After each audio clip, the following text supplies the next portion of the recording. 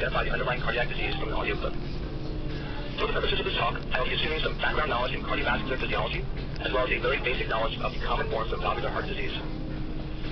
I will start by spending just a minute on the physiology of murmurs. Murmurs are acoustical phenomenon produced by turbulent blood flow. They can occur in a wide variety of locations in the body and in a variety of clinical settings. When a murmur occurs outside of the heart, for example, in abdominal aortic aneurysm or narrowing of the carotid artery, they are usually referred to as bruits. Despite the name being different, murmurs and bruits represent the same type of phenomenon. The chance that blood flow will be turbulent in any given situation and thus reduce a murmur is dependent upon its Reynolds number, with turbulence being more likely when the Reynolds number is higher. For those of you who have not recently studied for the MCAT, the Reynolds number can be calculated from the density of the fluid times the diameter of the vessel or orifice times the velocity of flow, all divided by the viscosity of the fluid. Within the heart, the most important of these parameters are the viscosity and the velocity. And decreasing blood through a pathologically narrowed orifice will increase the velocity out of proportion to the decreased diameter. Thus, turbulent flow is most likely when either there is an increased velocity of blood through morphologically normal structures, as seen during hyperdynamic states, or as a consequence of the blood velocity being increased by compression of a narrowed structure. Alternatively, decreased blood viscosity can also result in a murmur. Let's take a quick look at the etiologies of murmurs by physiologic mechanism. First, decreased blood viscosity. The only example of this is anemia. Next, decreased diameter of a vessel, valve, or other orifice. Here we have valvular stenosis, coarctation of the aorta, and ventricular septal defects. Then there is increased velocity of blood through normal structures, as seen in hyperdynamic states such as sepsis and hyperthyroidism. Finally, a mechanism that I didn't previously mention is regurgitation across an incompetent valve. The turbulence caused by this is due to an abnormal morphology of the valve, which sets up eddies in the flow of blood which cannot be easily accounted for by Reynolds number. Now I will talk about the specific characteristics of murmurs. Although often the cardiac portion of a patient's physical exam may be something like, quote, systolic murmur present, such a vague statement is of little diagnostic help. Murmurs can and should instead be described based on a number of specific characteristics. They are timing, location and radiation, shape, pitch, intensity, subjective quality, and the response to specific physiologic maneuvers. Therefore, a much more helpful statement about the cardiac exam might be, quote, harsh, grade 3, early peaking, crescendo, decrescendo systolic murmur, loudest at the right upper sternal border, and radiating to the carotids. Any experienced clinician hearing this description will immediately become concerned about severe aortic stenosis. A couple extra words transform a near meaningless statement into something of great diagnostic value. So let's go through what each of these characteristics mean, one at a time. When one talks about the timing of a murmur, it is the timing of the murmur relative to the cardiac cycle. Specifically, is the murmur present in systole, diastole, or both? It is the single most important characteristic that will aid in the diagnosis of an associated abnormality. Systolic murmurs are by far the most common. They comprise greater than 95% of all murmurs that you'll hear among hospitalized patients. Etiologies include slow murmurs caused by hyperdynamic states or anemia, aortic and large stenosis, mitral and tricuspid regurgitation, VSDs, and aortic outflow tract obstruction, which can be caused by hypertrophic obstructive cardiomyopathy. Diastolic murmurs include aortic and pulmonic regurgitation and mitral and tricuspid stenosis. Among American adults, detectable diastolic murmurs are almost always due to aortic regurgitation. Lastly, there are continuous murmurs, meaning that there are components of the murmur present in both systole and diastole. The only significant cause of this is a patent ductus arteriosus observed in infancy. Occasionally, a patient may have a systolic and separate diastolic murmur audible in the same region, leading the examiner to perceive a continuous murmur. This most commonly occurs with a combination of aortic stenosis and aortic regurgitation. The next characteristic to discuss is the murmur's location and radiation. Typically, when one mentions the location, they are more specifically referring to the location where the murmur is most easily heard. Traditionally, as can be still seen in many entry-level textbooks on the clinical exam, 4 distinct and specific points on the chest were identified for murmurs caused by specific valves, which usually be loudest. So, for example, murmurs caused by a problem at the aortic valve would typically be heard loudest at the second intercostal space just to the right of the sternum. Thus, this location on the chest wall was known as the aortic area. Unfortunately, in reality, the location of valve-based murmurs is not nearly so neat and specific, particularly for aortic valve murmurs, which can be heard basically anywhere in the chest. As a consequence, one should never assume the specific valvular origin of a particular murmur based solely on its location. The radiation of a murmur will seem obvious after you've heard a number of examples of actual patients, but it can be a difficult effect to clearly describe in words. It's most often described as the location where a murmur seems to travel to. However, I think of it as the location where a murmur is audible despite the stethoscope not being directly over the heart. Murmurs generally radiate in the same direction as turbulent blood is flowing. For example, a murmur from aortic stenosis might radiate into the carotid arteries, a murmur from tricuspid regurgitation can radiate to the anterior right thorax, and a murmur from mitral regurgitation can radiate to the axilla. The shape of a murmur describes how its intensity changes from onset to completion. There are 3 basic shapes heard, crescendo, decrescendo, decrescendo, and uniform, also called when occurring during systole, holosystolic. In general, crescendo, decrescendo, and uniform murmurs are heard during systole, while decrescendo murmurs are heard during diastole. The shape of the murmur is generally determined by the pattern of the pressure gradient driving the turbulent flow, with the loudest segment occurring at the time of the greatest gradient, since this will be the point of the highest velocity. Let's look at how the pattern of the pressure gradient driving the turbulent flow determines the murmur shape. Here we have a graph of intracardiac pressures as a function of time for a single cardiac cycle. The blue line represents the left ventricular pressure, the green line is aortic pressure, and the red line is left atrial pressure. As you can see, during systole, when the left ventricle contracts and its pressure increases very rapidly, there is a gradient of pressure between the LV and the aorta. That pressure gradient you should not see there. Therefore, this is an example of intracardiac pressure tracings in a patient with aortic stenosis. Let's superimpose some heart sounds. Here's S1 occurring at the onset of systole and ventricular contraction, and S2 occurring at the onset of diastole and ventricular relaxation. You can see that early during systole, there is a relatively small pressure differential between the LV and the aorta. At mid-systole, the pressure gradient is much higher. Finally, towards the end of systole, as the ventricle is starting to relax and LV pressure is dropping, the pressure gradient is low again. Thus we have the crescendo-decrescendo shape, which is a term borrowed from music in which a sound gradually increases in volume and then decreases in volume. Here's an example of such a crescendo-decrescendo murmur of aortic stenosis.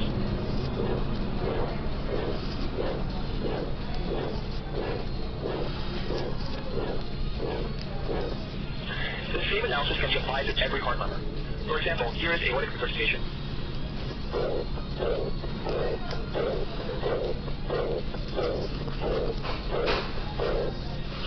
The turbulent flow here is occurring during diastole, when there is a pressure gradient between the aorta in green and the left ventricle in blue. Although there is always a gradient between those two compartments during diastole, only in aortic regurgitation is there actually backward movement of blood. As you can see, during the course of diastole, as the blood flows backwards from the aorta into the LV, the pressure in the aorta decreases, and thus the pressure gradient also decreases. This shape is known as decrescendo. Here it is again.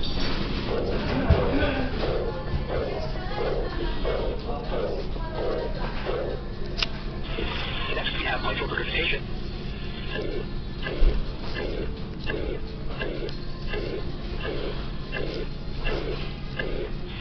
The pressure gradient between the left ventricle and left atrium remains relatively constant throughout systole, resulting in a uniform or holosystolic shape.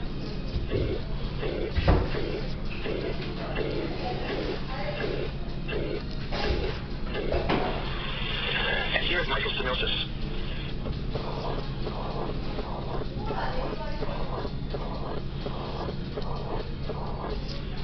Here there is a relatively constant pressure gradient between the left atrium and left ventricle, with the exception of a pre-systolic accentuation, which is the consequence of the atrial kick.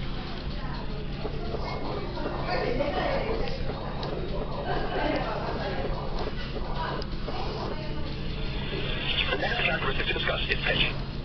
The pitch of the murmur is most directly related to two factors. First, high pressure gradients, such as the VSD, tend to produce high-pitched murmurs.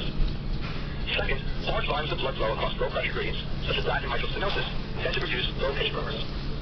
In a situation such as aortic stenosis, where there is both a high pressure gradient and a large volume of flow, high and low pitches are produced simultaneously. This will create a subjectively serious sounding murmur, which is frequently termed harsh. Here's an example of a high-pitched murmur.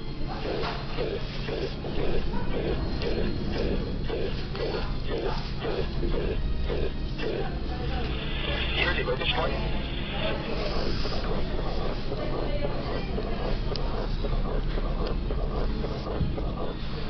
Finally, here is a murmur that many clinicians describe as harsh.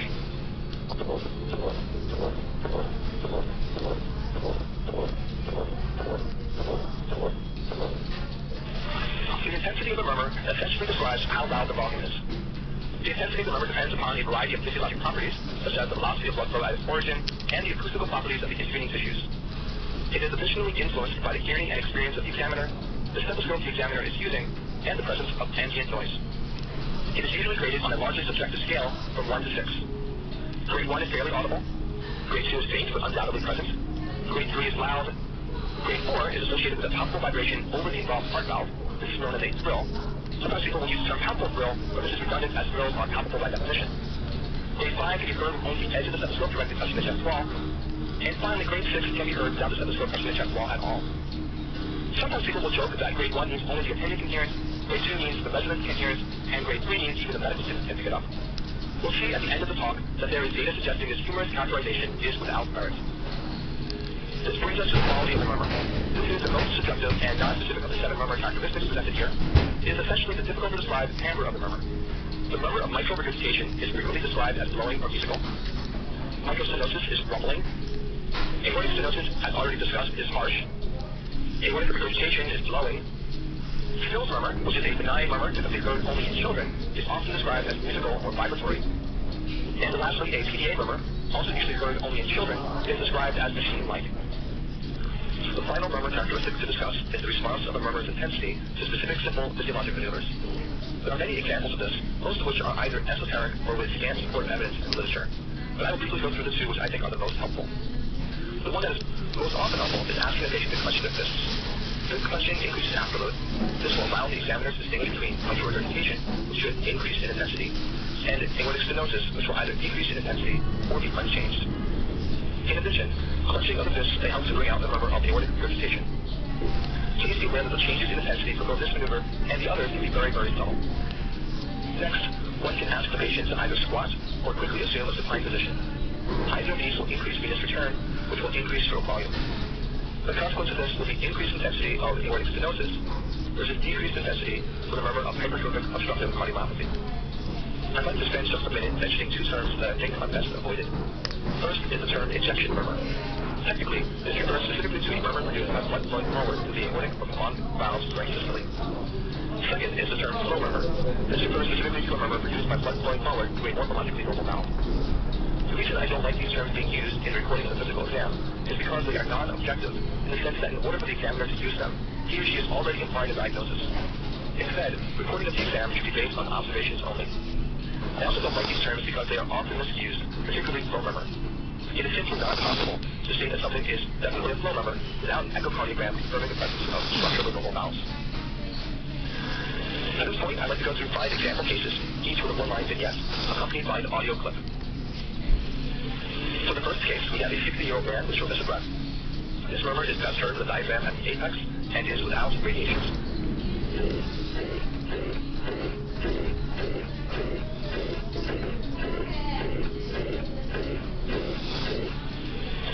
The first step in identifying a heart murmur is to assess the timing.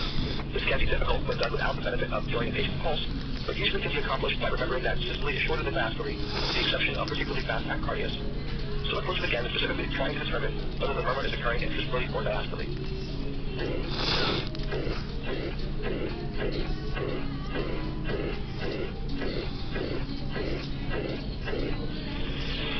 I hope you agree that it is occurring during systole.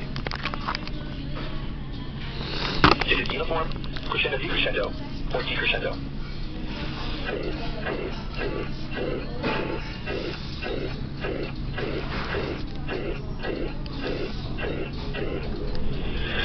This is a uniform murmur, also known as holosystolic.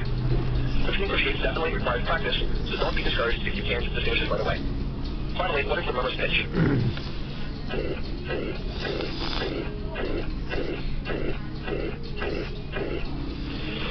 I'd label this high-pitched. So now this patient has a high-pitched uniform systolic murmur occurring at the apex. What is the most likely diagnosis? Mitral regurgitation.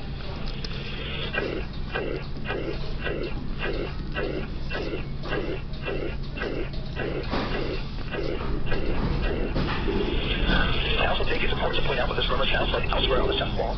For example, here is this patient's heart as heard at the right upper sternal border. Listen to its changed intensity, as well as the changed intensities of S1 and S2.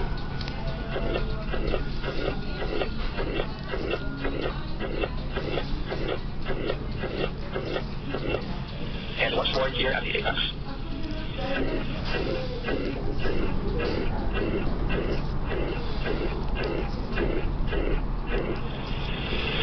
Example number 2. An 80-year-old man presents with recurrent chest pain. This murmur is best heard with a diaphragm of the second right intercostal space.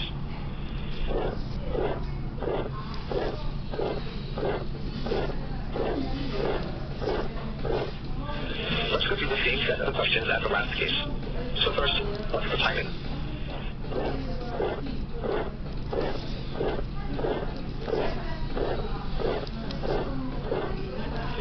Systolic. Now what's the shape?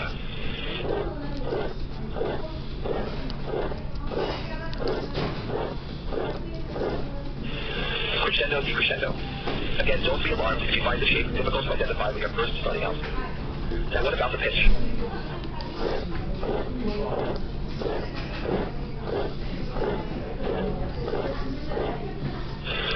It's kind of hard to say what the pitch is. It has harsh. Therefore, which value of the disease is likely responsible for this number? Aortic stenosis. Let's listen once more.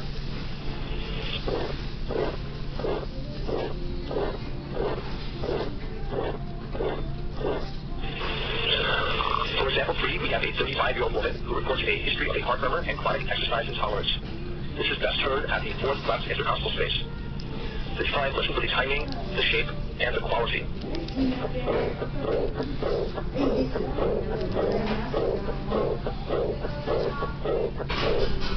Hopefully, the timing of this murmur sounds different than the previous two examples. That's because this is a diastolic murmur. Its shape, decrescendo. And what about its quality? I think many people would agree that it sounds glowing in nature. Let's listen again.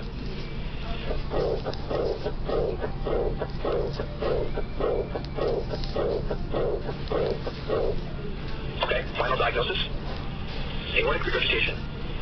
Once more.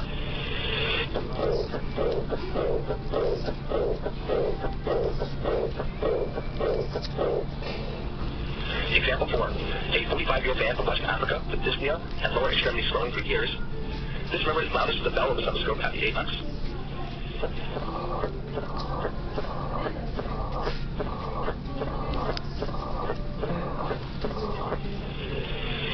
Timing is also diastolic. Shape, uniform, and the pitch is slow.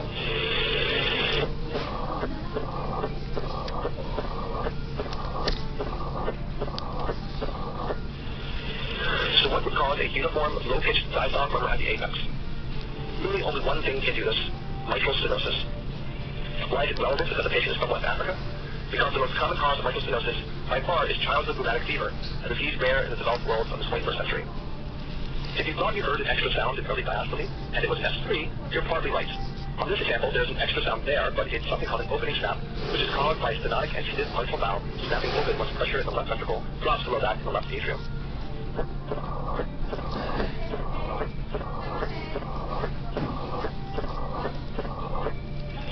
And why is it relevant if the murmur is loudest with a bell? Because the stethoscope bell is better than the diaphragm for picking up low-pitched sounds. The sounds that classically fall into that category are a mitral stenosis murmur, an S3 and an S4. S3 and S4 are covered in my companion lecture on heart sounds. How are the sounds with a diaphragm at the apex? Here it is.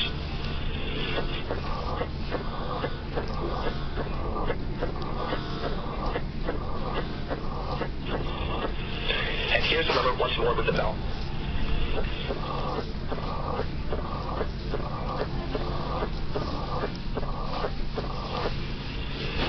And here's our fifth and the last example. This is a 75-year-old woman with dyspnea and exertional chest pain for several months. We'll first listen at the right upper sternal border. What's the timing here?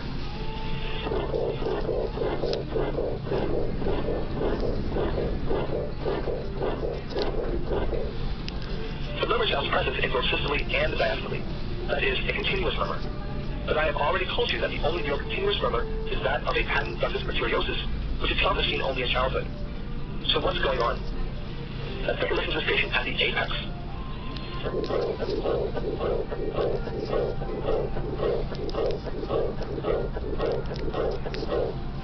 Before, the systolic component was slightly louder. Now the diastolic component is slightly louder.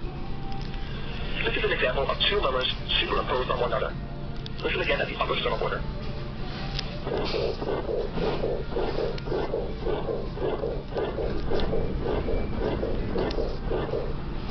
So what pathology is causing this?